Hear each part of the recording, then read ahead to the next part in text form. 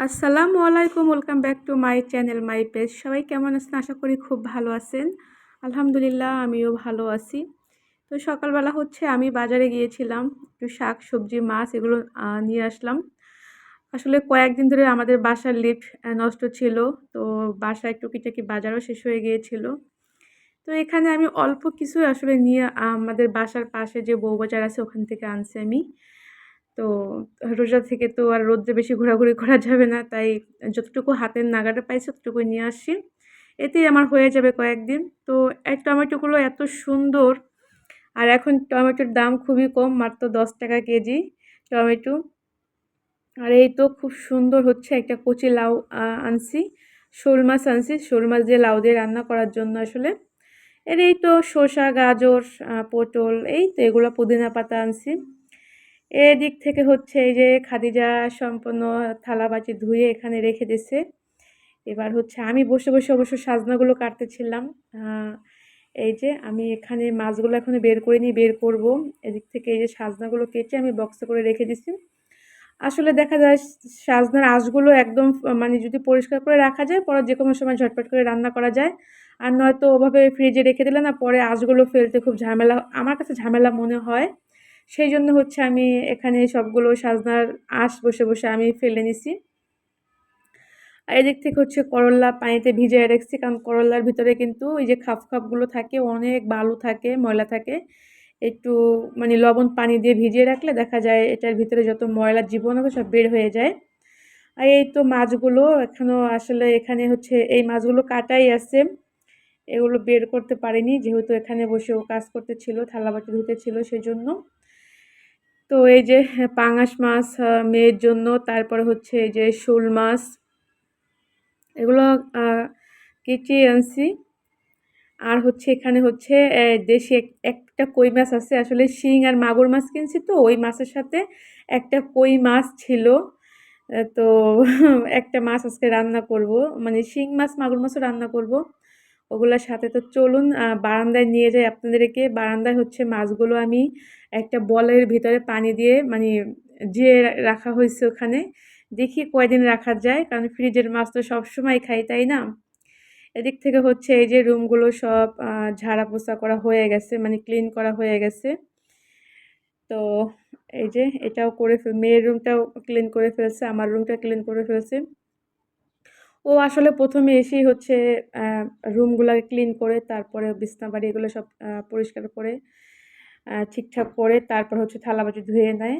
তো ওর কাজ আসলে খুব সুন্দর, মাশাআল্লাহ ও খুব সুন্দর মানে গুছিয়ে কাজ করে। তো এই তো এদিক থেকে মাছগুলো আমার বারান্দায় রেখে দিছি। আ এই যে এখানে বলের পানি দিয়ে তারপরে আমি রেখে দিছি এখানে। উপর দিয়ে একটা পাতলা ওড়না দিয়ে ঢেকে দিছি, যাতে ওরা হাওয়া বাতাসটা পায় সেইজন্য। তো আমি আপনাদের সাথে একটু দেখাচ্ছি মাছগুলো কেমন কিলবিল, কিলবিল করতেছিল আমার দেখে, মানে কেমন যেন গা শিহরণ দিয়ে উঠছে আসলে। এমনিতেই আমার শিং মাছ, মাগুর মাছ দেখলে না আমার কেমন যেন মনে হচ্ছে যে মানে শরীরে শিহরণ দিয়ে ওঠে। আসলে মানুষের কিন্তু চোখে অ্যালার্জি থাকে, জানেন? যে সে অনেক কিছুর দিকে তাকাতে পারে না। আমার কিন্তু চোখে প্রচুর পরিমাণ অ্যালার্জি, এবং কি আমার চোখের প্রেশার সবসময় হাই থাকে। এজন্য আমি কখনো সুই দেখতে পারি না। এই যে এরকম মাছ এগুলো আমি দেখতে পারি না। আসলে আমার খুব মানে অস্বস্তিকর লাগে আসলে। এটা এক ধরনের অ্যালার্জি সমস্যা আসলে ডক্টররা বলে। তো যাই হোক, ওদিকে আর নাই বা বলি ওগুলো। তো এদিক থেকে এই যে আমি কিছু মাছ এই ঝাঁপিতে করে তুলে আনলাম। এগুলো এবার খাদিজা কাটবে। কাটাকাটি করার পর এগুলো রান্না হবে।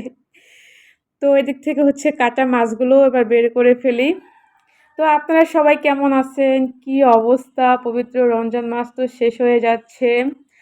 আসলে আমি কিন্তু সবসময় ভিডিওর মাঝে, মাঝে একটু কথা বলার মাঝে, মাঝে একটু ভালো কোনো কথা বলার চেষ্টা করি। এটা আসলে আমার দায়িত্ব। আমি একজন মুসলমান ব্যক্তি হিসাবে এটা আমার দায়িত্ব। পবিত্র রমজান মাস কিন্তু একদম দেখেন শেষের দিকে। আসুন আমরা সবাই বেশি, বেশি মার্কেটের পিছনে না দৌড়াদৌড়ি করে একটু সময় মতো ইবাদত করি। সময় একটু ইবাদতের সময় বাড়িয়ে দিই। কারণ এই পবিত্র দিনগুলো কিন্তু আমরা আর ফিরে পাবো না। চলে যাচ্ছে, দেখুন কত অল্প সময় চলে যাচ্ছে। আর এই এই যে মানে রোজার যে শেষ সময়টা, এই সময়ের দিনগুলো কিন্তু অনেক বেশি মূল্যবান। কিন্তু আমরা এই দিনগুলোতেই হচ্ছে বেশি অবহেলিত করি। কারণ প্রথম সবাই একদম নামাজ কালাম পড়ে একদম উল্টিয়ে পাল্টিয়ে ফেলে। কিন্তু যখন ১০-১৫ রোজা হয়ে যায় তখন হচ্ছে ছেলে বলুন মেয়ে বলুন শুধু মার্কেটেই দৌড়ায়।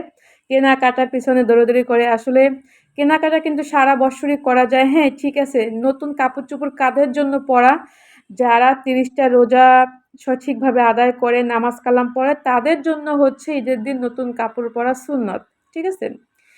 কিন্তু কত বেরাজদারও আছে যে মার্কেটে গিয়ে ভিড় করে এই রে সেই রে। মানে আসলে তো আমরা যারা ঠিকমতো নামাজ কালাম আদায় করি না বা রোজা রাখি না, আসুন আমরা এই রোজার একদম শেষ সময়গুলোতে একটু চেষ্টা করি সঠিকভাবে নামাজ কালামগুলো আদায় করার জন্য, একটু সময় দেওয়ার জন্য।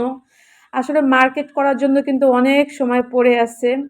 এমনও মানে আমি মা-বোন দেখছি যে মানে দিন-রাত ২৪ ঘন্টা শুধু মার্কেটেই দৌড়াদৌড়ি করে। এরা যে কি কেনাকাটা করে সত্যি জানি না। আসুন আমরা মার্কেটে সময় নষ্ট না করে ওই সময়টা আমরা জায়নামাজে বসে মানে আল্লাহর ইবাদতের সময়টা কাটাবার চেষ্টা করি। আমাদের এই জিন্দেগিতে জন্য আমরা যত গুনাহ করছি যেন আল্লাহর কাছে ক্ষমা প্রার্থনা করি। আসলে দেখুন আমাদের হাতে কিন্তু সময় খুবই কম। খুবই ক্ষুদ্র সময় নিয়ে কিন্তু আমরা দুনিয়াতে আসছি। আমাদের আ পরকালের জীবন কিন্তু পড়ে আছে। আসুন সেই পরকালের জীবনের শান্তির জন্য আমরা এই অল্প সময়ের জীবনে একটু ইবাদত করি। সুন্দরভাবে, সঠিকভাবে ইবাদত করার চেষ্টা করি। আশা করি আমার এই কথাগুলো আপনাদের একটু হলে ভালো লাগবে। যদি ভালো লাগে অবশ্যই কমেন্টে জানাবেন।